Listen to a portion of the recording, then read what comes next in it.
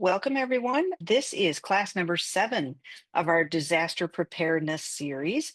I am Ann Forrest. My email is seattleprepares@gmail.com, and I am very glad you're here. We are going to talk about preparing with neighbors, and then we're going to talk about preparing your community. I love this poster. Being prepared for an emergency begins with hello. Know your neighbors, plan together, be ready. We live in a society that isn't as connected as we have been in other times, although I think it's on the rise. People like to be very, very independent, but it doesn't serve you well in a society or after a disaster. So neighbors are your support system for many disasters. If there's a fire in the neighborhood, if there's a downed power line, if there's an earthquake, any of those, the folks that are right there are the people that you're going to have to depend on. The person that meets you out in the street and puts a blanket over your shoulders because your house is on fire and the firefighters are doing their thing, that person's going to be a neighbor. That is not going to be your sister-in-law 2 towns over. So really, your neighbors are your support system for many, many disasters. This idea of the American rugged individualism is a myth. We really aren't built that way. We don't survive well. We don't do well trying to be so independent and not need anyone. Please just get to know your neighbors. You are the help until help arrives. Why is that? Well, there's about 800,000 people that live in Seattle, quite a bit higher when it's tourist season. And there's only about 200 first responders on duty at a time in the city of Seattle. That's firefighters and their medical folks. Even if all 200 are here and they're working, they can't work for forever after a disaster. And very few of their backups, very few of the next shift live in Seattle. Most of these folks live outside the city of Seattle because it's expensive to live here. So if it was a big disruptive event like an earthquake, their ability to get into the city, do their job as a firefighter or an ambulance personnel is really diminished because it's hard to get here after an earthquake. That first shift can only work for so long. There's a lot of us, close to a million, and there's only about 200 of them. So they can't be everywhere at one time. We have to be as self sufficient as we can as a community, not as individuals. So this is all about neighbors helping neighbors. I love this preparedness pyramid. I think it's really explanatory of what needs to happen in a disaster. This bottom level is you and your family or you and your household. It is the biggest of the preparedness pyramid, and that's because the bulk of what you're going to need after a disaster needs to already be in your household. It is not going to come in by helicopter or plane or train after a disaster. You really need to have a lot of this, as much as you can of this, stored in your household. And that's water, food, any medications that you need on a daily basis, and an emergency toilet. This kind of stuff, the basics of life, the basics for survival, need to be in your household. So that's why the base of this pyramid is you and your family, you and your household. It's the biggest because that's where the most of what you're going to need after a disaster comes from. Bottom level is you and your household. Second level is you and your immediate neighbors, whether that's the folks that live in the apartment building with you, the condo with you, up and down your street, whatever it looks like for you.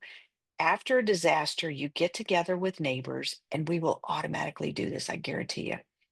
You look out for one another. You get all your heads together and you figure out what to do after a disaster because more heads are usually better than one. Coordinating cooking after disasters, super, super important. It saves on fuel. If we don't have electricity, if we don't have stoves that work, ovens that work, then coordinating cooking together is a really smart use of the limited resources we have. And then sharing resources. You have a crowbar, I need a crowbar. You're a nurse, I've got a banged up leg. Sharing the resources, whether they're people or their stuff. Working with your neighbors and sharing what you can, supporting one another until the big guns can arrive, until FEMA and all the other services that will come in until they can get here. The other thing with cooking, I think, super important. Cooking with your neighbors is a very humanizing, inspiring thing to do. It really will boost your spirits to be with other people and to work together. Let's take advantage of it. So, your neighbors together, you can coordinate big purchases. Maybe you all want to buy gallons of water. Maybe you can get together and do that all in one day and just kind of get it over for everybody in your neighborhood. You can also turn off gas if somebody is gone from their home and the house down the street or two houses down is on fire. Turning off their gas is probably a really smart thing to do. You can always turn off the gas for your neighbors. Don't turn it off unless there's a need. We've talked about that because them turning it back on is a big deal. They have to call the gas company. You can always turn off water for your neighbors because even if they get home and they find out that the water pipes weren't broken, they can turn on their water again and it's not a big deal. Combine resources, combine brains, and always check on those in your immediate vicinity that need extra care, the elderly, the injured, kids, all that kind of stuff. You can always put together like a first aid station. You can figure out who in your immediate neighborhood has some medical training and maybe turn to them for support, medical care after a disaster. And again, I talked a lot about already about communal meals. I just think it's really important. And it's a very smart thing to do after disaster. Is get together with neighbors and figure out how to feed yourselves together. Much more fun, probably much healthier, and doesn't waste all the propane or whatever you're using to cook with. You can also get together and get organized, and only one of you needs to be listening to the radio at a time. You don't all need emergency radios in your home. You could get together and go, okay, I'm going to take a 2 hour shift and I'm going to listen to the radio and I'm going to write everything down. And then we're going to meet out in the street. I'm going to tell you what I heard. And then somebody else is going to take the next shift. You don't all need to be doing the same things. And then cleaning up together. After a big disaster, whether it's a fire or earthquake, whatever, there's going to be a lot of debris to take care of. And that's certainly much better done when it's done together. So, this is the stuff neighbors can do together. Everyone has skills, everybody has something to contribute after a disaster. This third level up is your community, how you can work together as a larger community than just your block or just your apartment building. This is where the emergency communication hubs, we call them the hubs, this is where they come in. This is it's an organization that's unique to Seattle. There are many, many cities across the US and across the world that have contacted Seattle to ask about this system. It was developed here. I'm not going to go into the history. I'm going to talk a little bit about this third level, this community organization, and how the community can support itself. So, again, emergency communication hubs. We are social creatures. After disaster, we will naturally gather in open spaces and do what we can to make the situation better. In Seattle, our disaster, the thing we worry about most, our top hazard is an earthquake. If an earthquake happens, we are not going to feel comfortable being inside. We will be afraid of aftershocks. We don't want anything else to fall around us. We will feel better, more comfortable out in the open. We will naturally gather in open spaces like parks and like pea patches or just parking lots. This happens to be a church parking lot.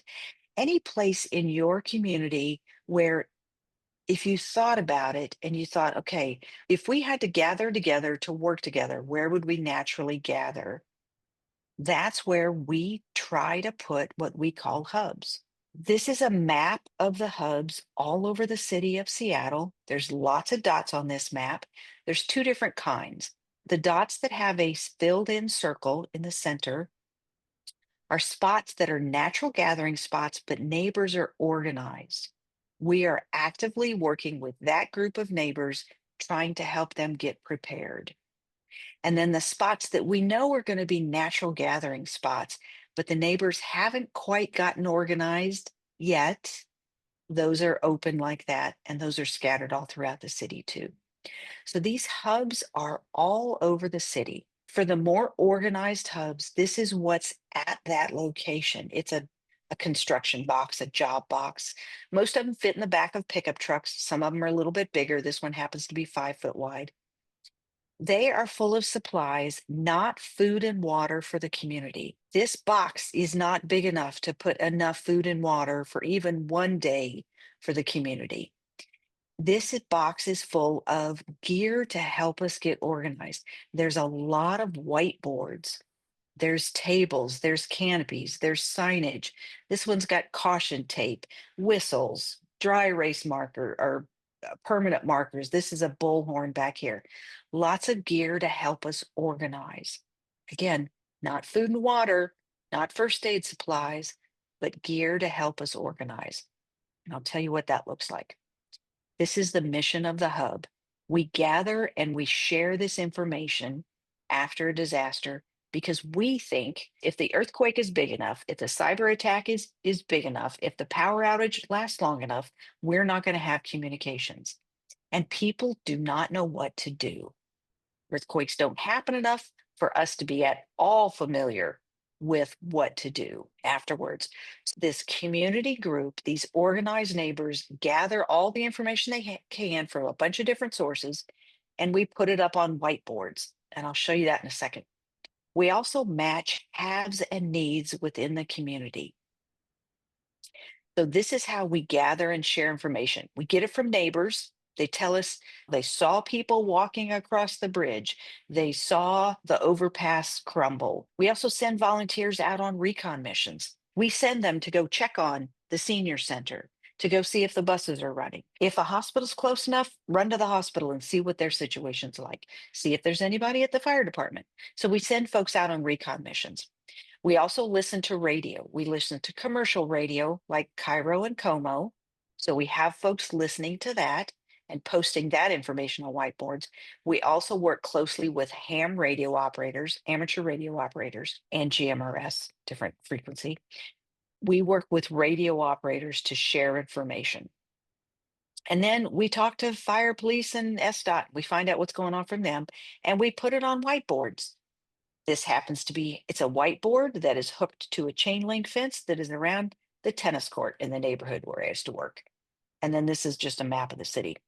So we take all this information, we throw it up on whiteboards so the community knows what's going on. We gather and share any information we can find. This is a setup of a ham radio operator. This is one of the ways we match haves and needs. It's pantry organizers. This is another organizing system that was made by someone. We all do things a little bit differently. But when I say match haves and needs, this is what it looks like. A family has a tarp, a family needs a tarp. That's a match. We get those two neighbors talking and we say, this person has a tarp, you need a tarp, you guys talk out in the community and share that resource. Here's another one. Here's a family that needs diapers. Here's a family that has diapers to share. We hook those two families up, those two households up, and they share that resource. One family lost a puppy, one family found a puppy. Again, we're just hooking neighbors up so that they can share their resources. This family has a broken window that needs fixing, and this person is an able bodied neighbor that has the ability to climb up on his ladder and fix that window so the rain doesn't get in. That's a match. So that's how we match needs and resources. The other thing we do is we organize volunteers. These are just pictures. We're finding the plumber and we're finding the person that needs the plumber and we're hooking these two people up. Somebody has a pet that's hurt, somebody's a veterinarian tech. Let's get these two folks talking, these two neighbors talking, and help them help one another out. We do kind of a skills inventory of who made it through the disaster, who's available to help. Let's figure out what your skills are, write them down, and then let the community know about them. And everybody has skills. We gather and share information. We match haves and needs. We organize volunteers because we know people will stand up to help. We see it all the time in disasters all across the world. Seattle is not going to be any different. The last thing we do is we educate. And we do this because we have figured out what information we think neighbors are going to need after a disaster. It's basically urban survival. But some of us have training to survive out in the wilderness, but that's a very different situation than surviving a disaster in an urban environment. So we have figured out a lot of what we think we're going to need to know. We've made these beautiful posters We've also captured a lot of this information. This is, I'm not sure exactly what it's about, but it's in Amharic. So some of our stuff, quite a bit of our stuff is translated to help everybody in our community. Here's information on how to handle a downed power line. We've printed it out, we've put it in page protectors, and we've put it in a book so that it's there when we need it. We don't have to rely on Google. Again, gather and share information, match haves and needs, organize our volunteers, and educate. That's what we do. So, I'm going to point this out and then I'm going to talk more about it in a second. Hopefully, you can read this slide. It's cut into 3 sections. This is how I like to think about emergency supplies. This middle one we've talked about is your get home bag. This is what you need to have in your car, in your commuter bag, under your desk at work. I don't know what makes sense for you, but this is the stuff that you will need if you have to walk home from work. So that's your get home bag. The next thing is what I like to call your stay box. This is not stuff that you're going to pick up and leave your home with. You're not going to be able to put 14 gallons of water in a backpack on your back and leave. And again, we talked about it last week. Almost all of our top hazards, we are staying put for. We do not run here in Seattle. It's very difficult to run because it's a very compact city and we have a lot of bridges. We don't run from our hazards, and they are not hazards that we can run from. Snowstorms, power outages, earthquakes, cyber attacks, pandemics, those things are not things you get notice of and you don't run away from. You just kind of hunker down and you muscle through it. The idea of a go bag really makes me a little crazy when people say put together a go bag, because that in my head makes it sound like you're going to pick up all this gear and you're going to go somewhere with it. I like to talk about this stuff, this gear that we've been talking about collecting, as your stay box. It's stuff to have together in your household so that you can stay put and be as comfortable as possible. This last thing over here on the right is what I call a go bag, and it is very, very specific. In my head, in my household, this is how I have it organized. This is a red backpack. It is sitting in my hallway closet, and it is for, in my case, 2 purposes. If there is a fire in the building I'm in, I'm going to grab this bag if I have time, or if someone in my household gets hurt and I am either jumping in the front of that ambulance with the driver while my family member's in the back, or maybe it's me in the back of the ambulance. If I have time to grab this red bag, I'm going to grab it. So that's this one on the right is what I call my go bag. It's the only bag I consider grabbing in an emergency. And this is on my way out the door. I'm going to teach a class on this of just things to think about to put in this box. You're welcome to screenshot this and make up your own. But I went a little bit further in this class. If the fire was next door, the house next to me, so I'm evacuating my house just to be on the safe side. I'm going to grab my red bag, and then I have a list. It's a 3x5 card. It's on the back of the closet door, and it says, if there's time, grab these things. And they are sentimental things. It is nothing else. It's all sentimental.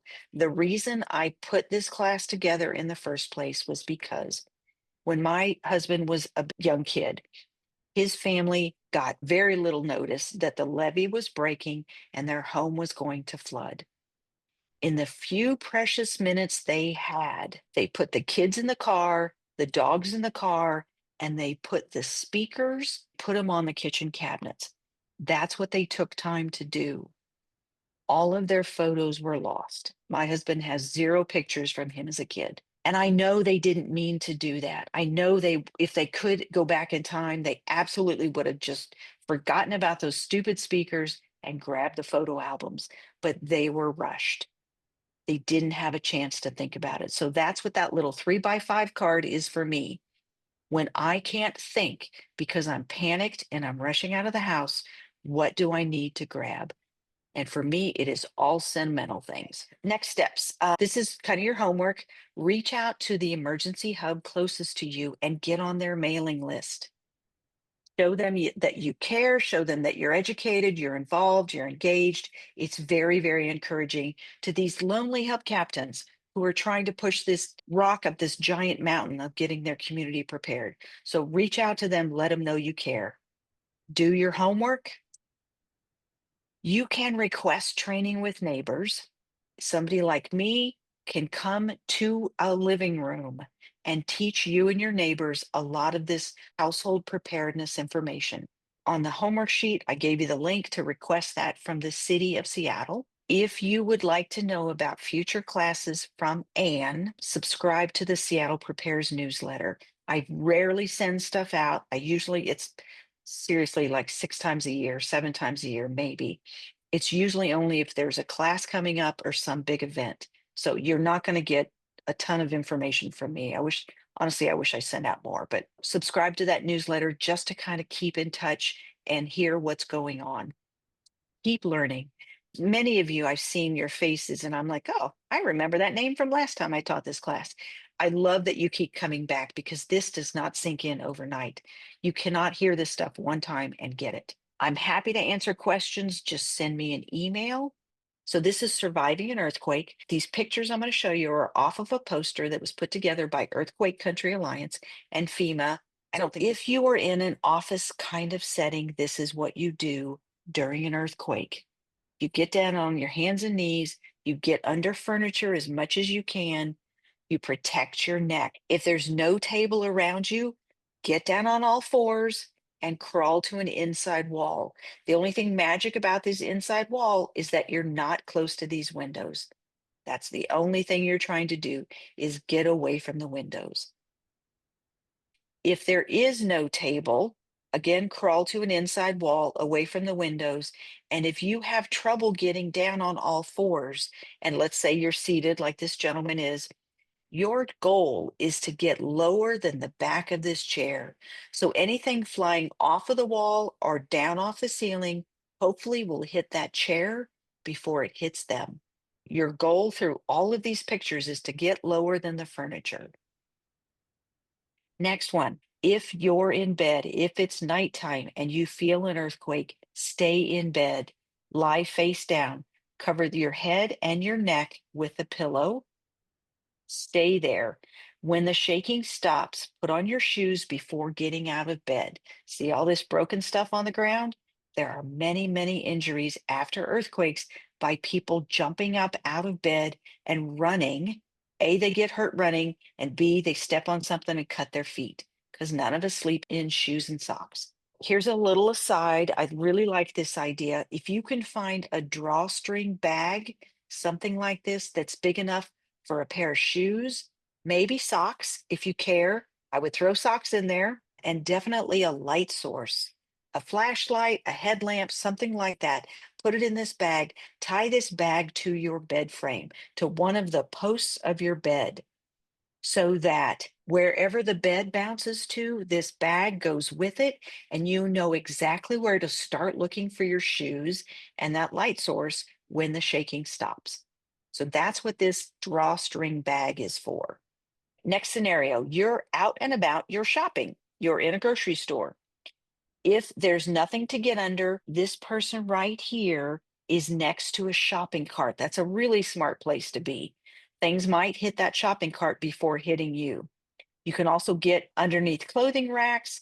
You can get in shelves. If there's empty shelving in like a Home Depot or whatever, it's not a bad idea to get in those shelves. This person is in a wheelchair, unable to get down to the ground on all fours, but they've locked their wheelchair. And again, they're trying to get lower than the handlebars of that wheelchair. Protect your neck. Put kids under you. See this person in front? They are using their body to protect the child that's underneath them. Next scenario, if you're in a classroom, this is what our kids practice in school. Drop, cover, hold on, protect your neck, and hold on to that piece of furniture. So if it bounces, you bounce with it. If you are outside, if you can, quickly move away from power lines. buildings, and other hazards. Drop down to all fours, protect your head and your neck. If you are near the water, this is a two-part process. If you're on the beach near water or on the ground near water, you're going to get down on all fours, stay there until the shaking stops, protecting your neck. Number two, the second thing you do, as soon as the shaking reduces enough that you can stand, walk quickly to high ground or inland. And this is obviously to avoid the potential tsunami. So as soon as you can, get up and start run walking as high as you can and as far inland as you can. Next scenario, driving. If you were driving and you think something's going a little crazy, you might think that you blew a tire, but it could be an earthquake. Pull over, stop, set your parking brake. Avoid overpasses. You do not want to be stuck under this overpass. Creep out and get to where this person is, pull off the side of the road, set your parking brake, sit tight. So try to avoid overpasses, bridges, power lines, and other hazards. Stay in your car until the shaking stops. Theater. If you are in the theater, get down in between the seats if at all possible. Make sure everything that falls off that ceiling hits the back of that chair and the seat of that chair before it hits you on the ground. Or if you can't do that, lean over as much as possible. Again, you're trying to get your body to be lower than the back of that chair. Protect your head and neck. If you have just exited a building, this is what happens. Even if the building is standing and very, very secure, there's going to be all kinds of stuff on the sides of it that are going to fall immediately on the edge of the building, like glass and gargoyles and all kinds of masonry. It's going to fall and it will really hurt you if you're standing next to that building. So if you just exited a building, go back inside. You are safer in that building than you are out here on the sidewalk with all of this mess.